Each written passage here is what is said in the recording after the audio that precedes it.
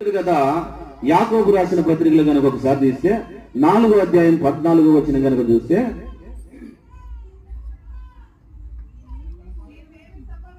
రేపేమి సంభవించునో మీకు తెలియదు, మీ జీవము ఏ పాటిదట. గట్టిగా స్తోత్రం చెబుదాం. హల్లెలూయా.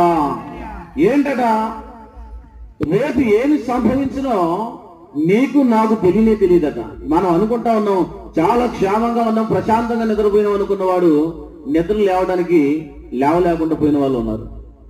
ప్రశాంతంగా ఖమ్మం పోయి వస్తున్నవాడు ఖమ్మం పోయి రాకుండా ఉన్న వాళ్ళు అనేక మంది కనపడతారు. వాళ్ళు పనికి వెళ్ళిపోయి పని దగ్గరే చనిపోయిన వారు చాలా మంది కనపడతారు. ఎందుకంటే మరణం ఎప్పుడు వస్తుందో మనకి తెలియదట. మరణం ఎప్పుడు వస్తుందో తెలియదు కాబట్టి నేను అంటా ఉండు కదా, రేపేమి సంభవించునో నీకు తెలియదు. రేపు ఏమి సంభవించునో మీకు తెలియదు కాబట్టి మీరు జాగ్రత్తగా ఉండండి అని చెప్పినాడు. ఎలాగ ఉండాలి?